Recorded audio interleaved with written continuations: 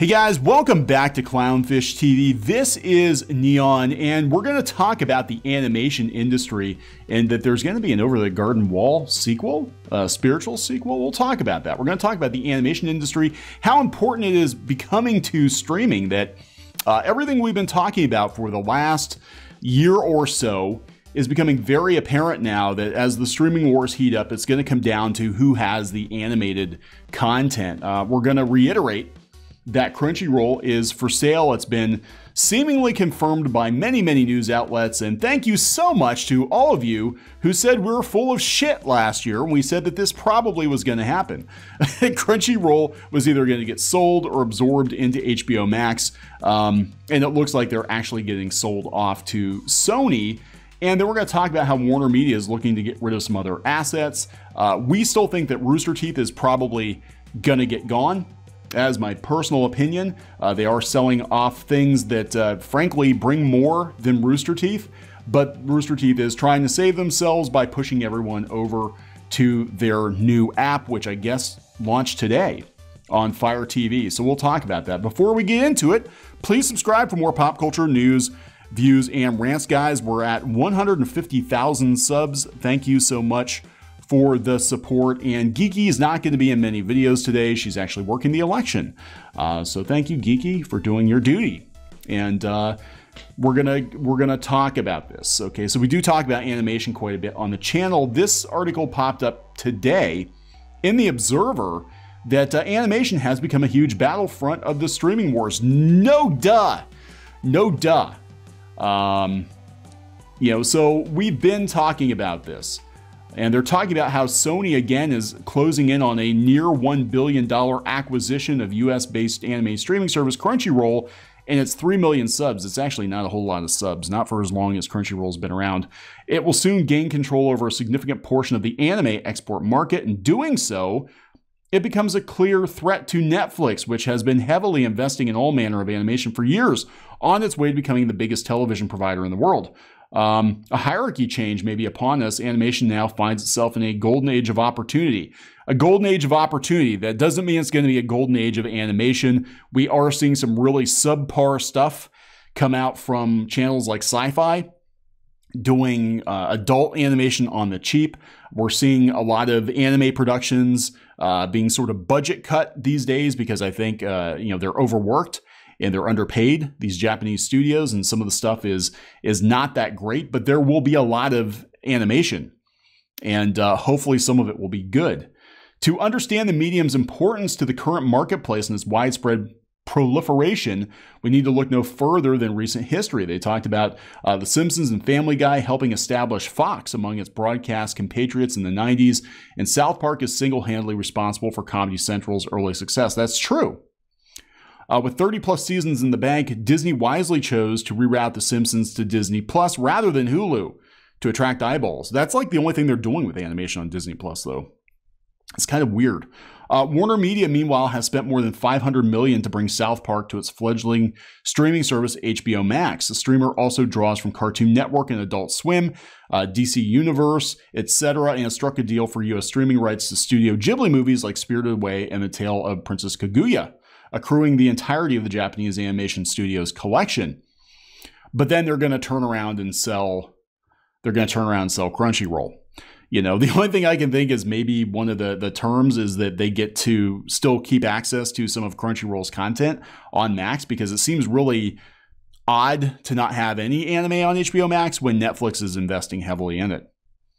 They're talking about how Netflix is tripling down on animation. They said Netflix's animated originals tick all age brackets in mind from influences around the world as well, with popular originals such as Castlevania, She-Ra and the Princesses of Power, Dragon Prince, Tales of Arcadia, Blood of Zeus, which actually looks really good, etc. Now, COVID-19 has expedited entertainment shift away from the traditional and linear and towards direct-to-consumer streaming. And they're talking about like all these shows that are getting made, Lower Decks and all of that.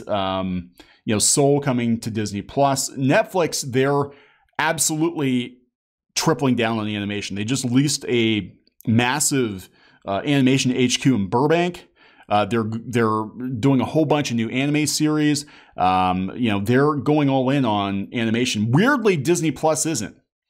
Like, it seems like they have some stuff on Disney Channel, but there's not a whole lot of original animated Disney content coming to Disney Plus, which blows my mind because that is, you would think, a no-brainer that Disney would have original animated content on Disney Plus, but they don't seem to really care. So with AT&T selling Crunchyroll to Sony, which already owns U.S. anime distributor Funimation, the company will add another entertainment building block in an increasingly competitive market. So they're talking about how Sony is, going to triple down on animation. I mean, they already had a huge hit with Demon Slayer, making $200 million or some insane amount of money. But they said that the animation could be what tips the scales, I guess, in favor of some of these streaming services. And I got to tell you, with Disney not doing much animation, just banking on a bunch of old seasons of The Simpsons. And frankly, out of the 30 plus seasons of The Simpsons, only the first 10 are worth watching or rewatching. It's very weird that Disney is not going all in on animation too. But to go back to Crunchyroll, everybody's reporting it now. Variety is reporting it. We broke it in May, I think, on YouTube, that they were talking about selling Crunchyroll. This came from a site called The Information, which we subscribed to. So a lot of people didn't see it. It was behind a paywall, but they were in talks before the pandemic to sell Crunchyroll. So this is going to be interesting. Supposedly, they're going to spend $960 million on it. I've actually heard less. They wanted $1.5 billion for it. I have heard it somewhere in the $500-600 million range. I don't know. But they're asking whether or not Crunchyroll employees are going to keep their jobs, because they'll probably merge Crunchyroll and Funimation. And I'm going to tell you the truth, I don't think they are. There seems to be a lot of denial going on Twitter. I've seen some tweets from people working at Crunchyroll. A lot of these people were in denial that this sale was actually happening. I know Warner Media likes to keep things low-key. In fact, when they announced that they were laying off thousands of people in the coming weeks, we actually had some people connected to Warner reach out to us and be like, well, that's news to us. They told the media before they told us, and they were not happy about it, but that seems to be how they roll. So even if they're going to pull the rug out from underneath you, they're not going to tell you until like that day. But, they said analysts are already pondering whether Sony would seek to merge Crunchyroll and Funimation and what that would mean. I don't know. I think it means that basically Sony is going to lock down animation. But I thought this was really interesting. Over the Garden Wall is possibly going to get a sequel. A spiritual successor to the cult classic comes from a similar place in my heart and brain, says Patrick McHale. So, talking about Over the Garden Wall, which, God, has it been 6 years already?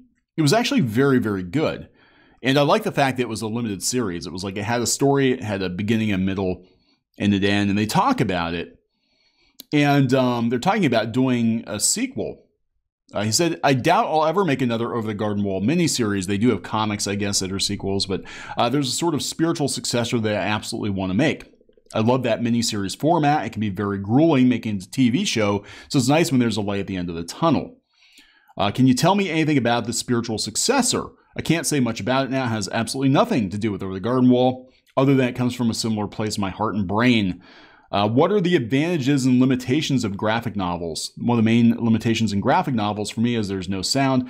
So they're talking about this miniseries. And, I have to wonder, with the increased focus on animation, maybe at HBO Max, that we'll actually get to see this, which would be pretty cool. I did like Over the Garden Wall quite a bit. But speaking of Warner Media, HBO Max, and all of that, the purge continues. Warner Media parent company, AT&T, got almost $2 billion in cash, closing the sale of some of its wireless assets to Liberty Latin America. So they're just selling companies left and right. They're going to be laying people off. They're going to be closing here, I think, on Crunchyroll pretty soon. And they sold the sale of its wireless and wireline operations in Puerto Rico and the U.S. Virgin Islands to Liberty Latin America, almost $2 billion.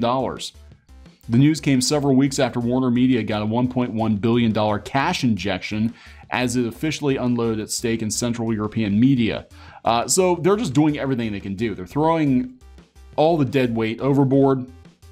And, you know, the fact that they're getting rid of Crunchyroll now when, you know, it looks like the future, at least for the foreseeable future, is going to be in animation for streaming services is very telling. Now, remember, they've got Warner Brothers actually doing a lot of the shows now for Cartoon Network because they had that restructure too. But Rooster Teeth is launching a new app. Good luck with that. I mean, I don't know what else to tell you. Good luck with that. They pulled Ruby off of YouTube. They're going to force people to go use this app. But again, why download a separate app? You know, there are too many damn standalone apps, but I think this is their way of trying to remain independent. You know, but they are just a spoke in the Warner Media wheel at this point, you know.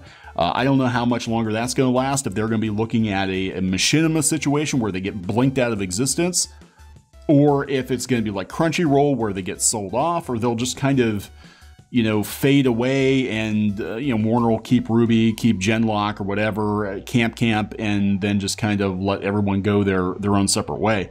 Yeah, Rooster Teeth as it was is effectively gone. Thank Warner for that, and I do expect them to get purged as well, which again is very weird given how much focus there is on animation.